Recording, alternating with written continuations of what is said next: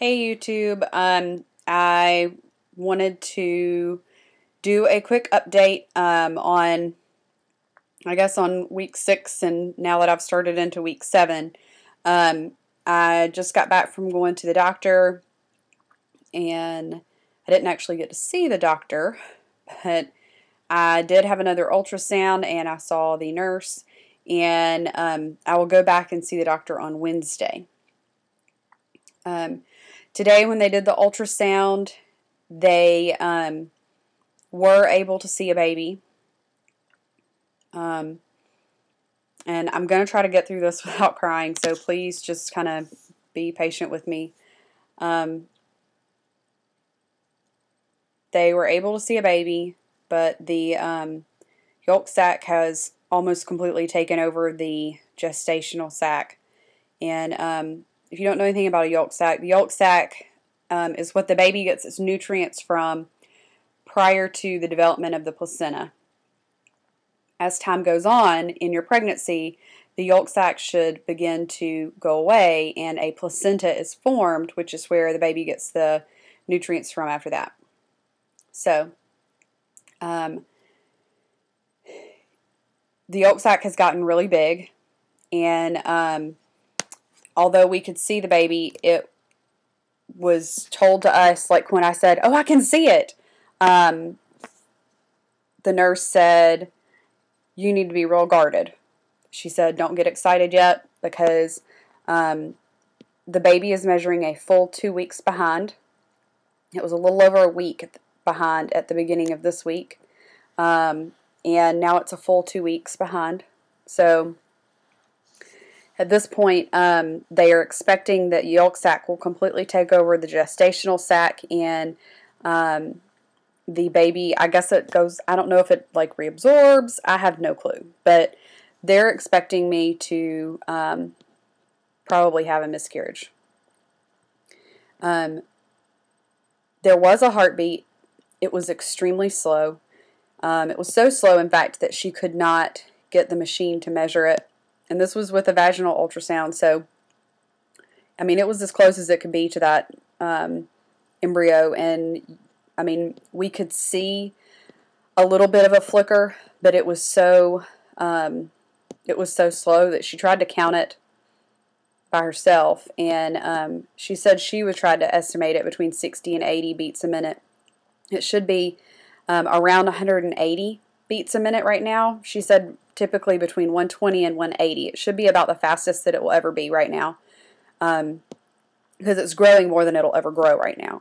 And so she said she was very concerned.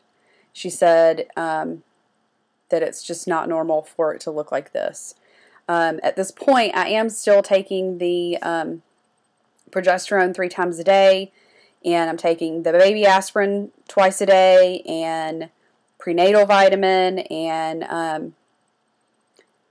I'm still taking the 2,000 IUs of vitamin D a day. And my husband and I kind of discussed where we are with this, as far as, are we at the point where we want to stop the, he calls them heroic measures is his term, but do we want to stop taking the progesterone that is keeping me pregnant if the pregnancy is not going to survive anyway? Do we want to prolong something that is going to happen anyway?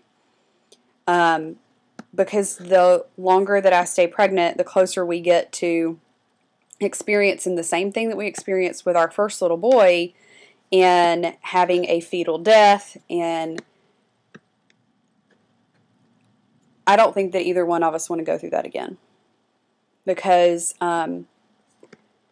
having to labor and deliver and not getting to take home a healthy baby, and you don't get that prize. And then we did choose to have a funeral for him, and the longer that I stay pregnant with these kind of odds, the closer we get to repeating that same experience, and we just, neither one of us want to do that. So But we also both question whether or not,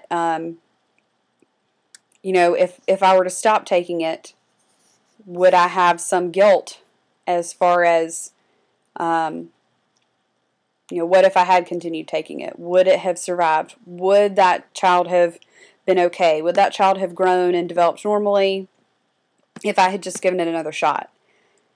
So I will probably continue taking the progesterone vaginal suppositories,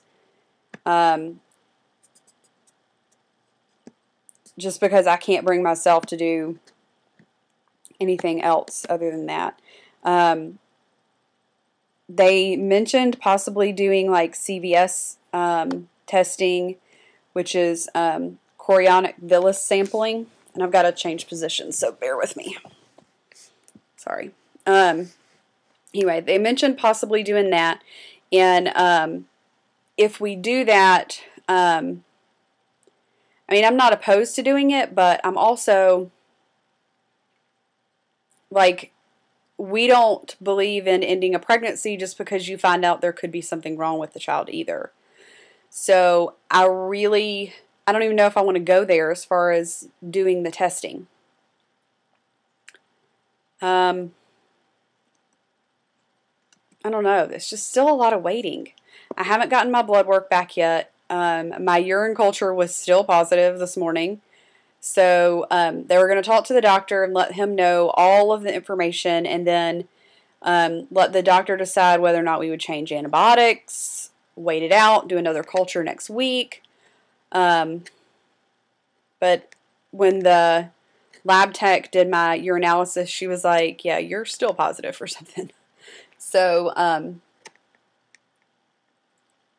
it's more waiting. And my husband is finally where I am right now, and he finally has said, if it's going to be over, I'd want it to go ahead and end on its own, and us not to have to make a decision about it.